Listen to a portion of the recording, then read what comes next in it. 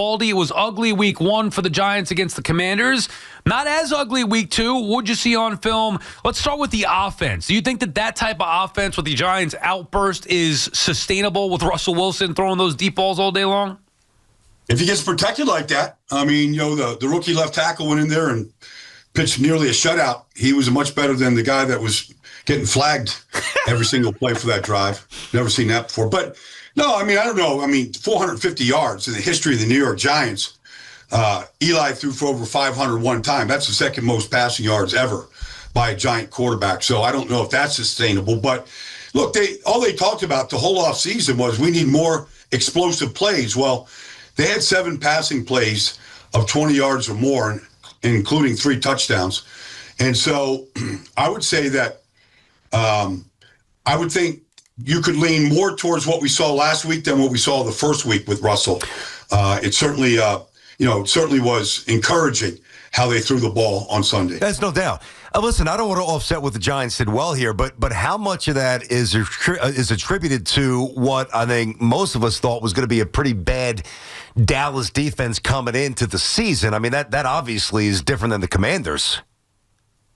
Yeah, I mean, look, they they play without Deron Bland. Kaiir Elam is, I'd be surprised if he's out there on the field next week for Dallas.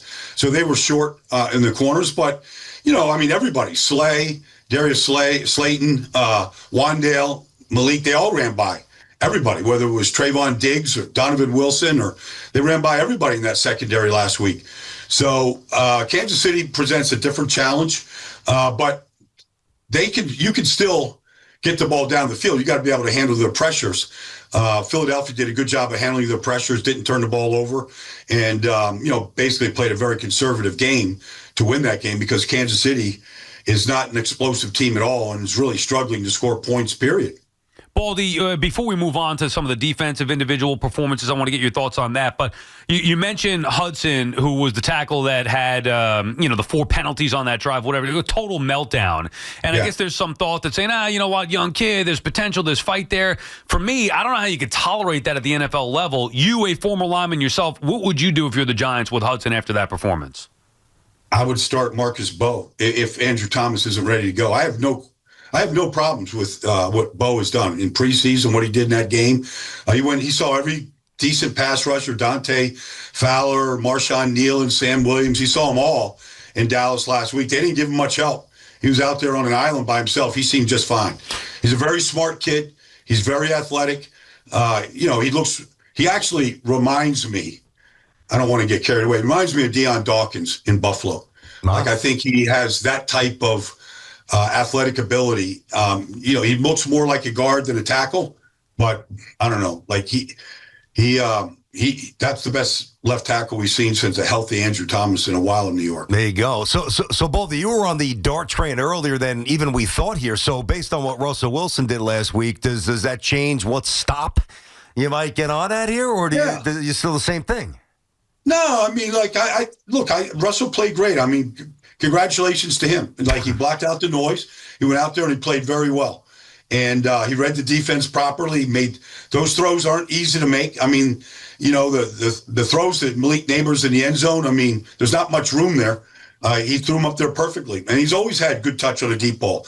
But the difference in this week versus Washington was he had really good vision. He didn't have to run around to try to find an open lane. The open lanes were presented by how they protected up front. And so, it does change my mind. But I don't think they have to make this switch right now. That's the longer they can probably hold off because the quarterback is playing good to great, then that's a good thing for the Giants. Baldy, how about the inability to run the football consistently? Why is that the case with the Giants? You would say that, Dallas did a good job against the Eagles week 1. They're concerted. They're basically selling out to stop the run. They stopped Saquon week 1, held him to 50-something yards rushing. They are doing a much better job.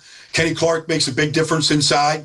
Guys where they were supposed to be, they're attacking the line of scrimmage in the run game. And so, look, they got the one big split by Scatterboo, and, that took them down to the 1-yard line. They scored in the next play. So I think I say this. September is like the new August. Like, I think it should get a little bit better this week. because I believe in both backs, actually all three of them, including Motor Singletary. But I believe the combination of Tracy and Scatterboo can be pretty good. Let's just give it another week. It's hard to do this in the preseason. Nobody really gets much time out there. So I think it's something where they can continue to improve upon it. That one run by Scatterboo, though, that helped them score on that drive. So Brian, listen, you obviously have to, as a head coach, choose good coaches, delegate, let them do their job. But how do you split up the criticism and the blame when you're the head coach and you see, and you know what the opposing team has as a kicker, and you see a shell defense 15, 18 yards behind where they should be, that's just inviting them to get a pretty easy field goal attempt for that kicker? I mean, how does the head coach not step in and intervene? How does that play itself out, or how should it play itself out? You're talking about the catch by Ferguson that got him into Brandon. It's a mistake. I mean, everybody was already saying, the Cowboys basically said, you get the ball to midfield, Brandon Aubrey's going to make this. He would have made that kick from 70.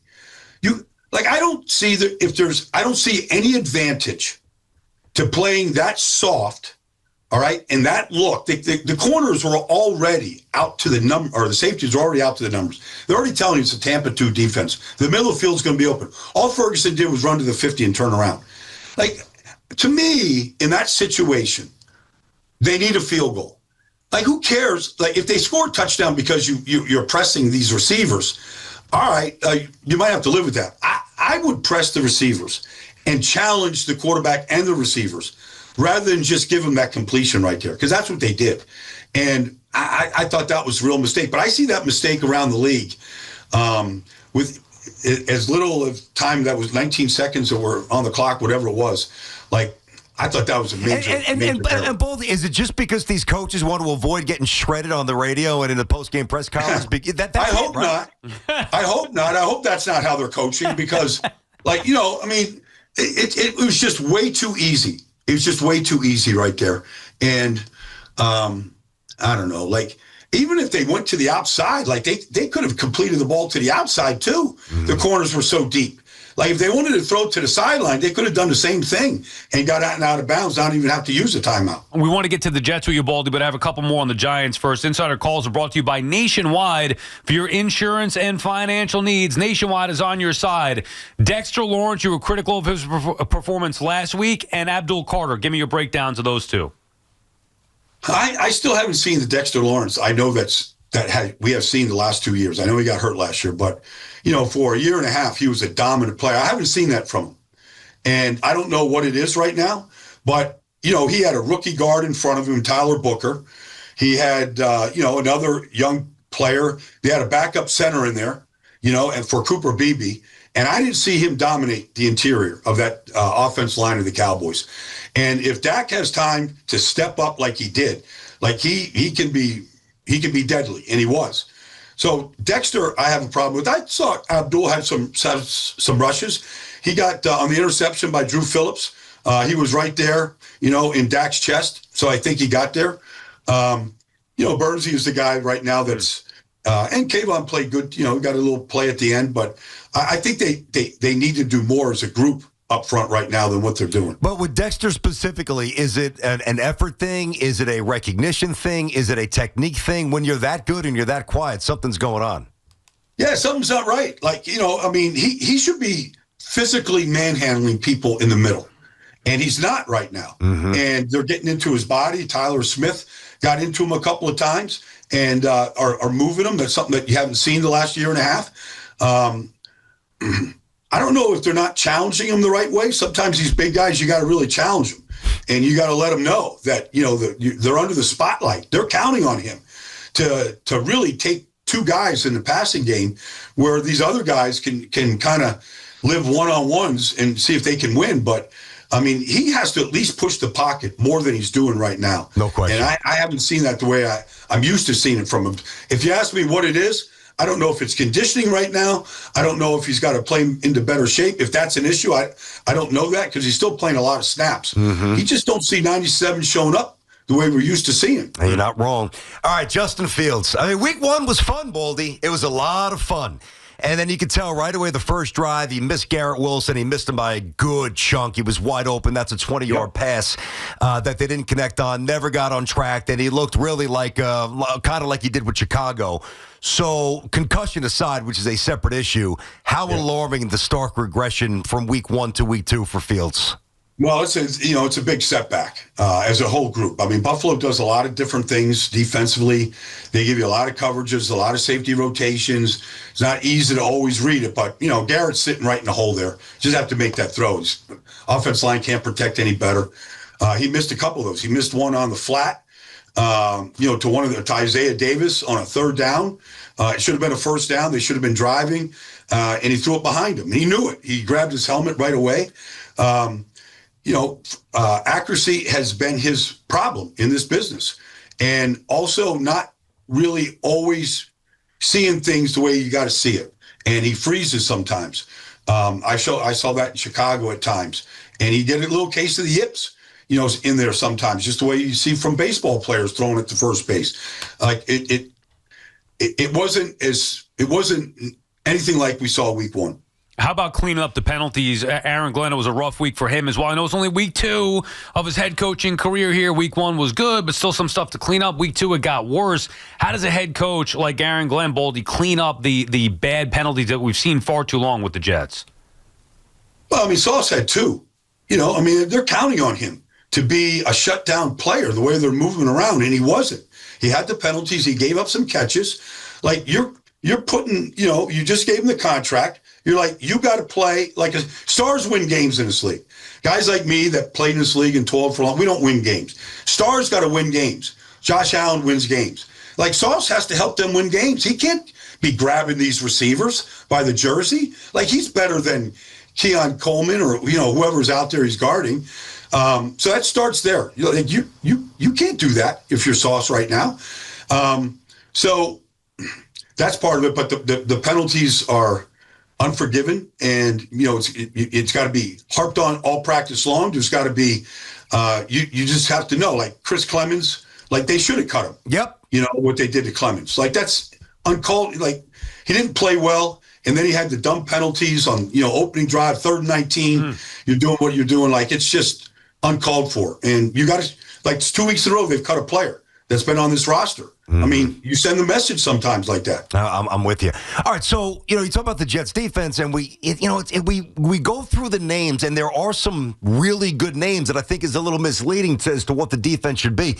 That third level, the safeties, dude, this is going to be an issue all year. Their safeties just aren't good. No, I don't like them at all. The tackling was terrible. Ugh. The tackling was bad. The 40-yard touchdown run by James Cook, he's stuttering in the hole there. Like, and all these guys are, I don't know if they're closing their eyes or what. I mean, it was just terrible. The tackling was bad. And there's just too many big plays that they've given up right now. And it's a real problem at this point because they don't really have any depth there either. When Cisco went down for a little bit, like, they don't have much there behind anybody. Tony Adams, he got scorched.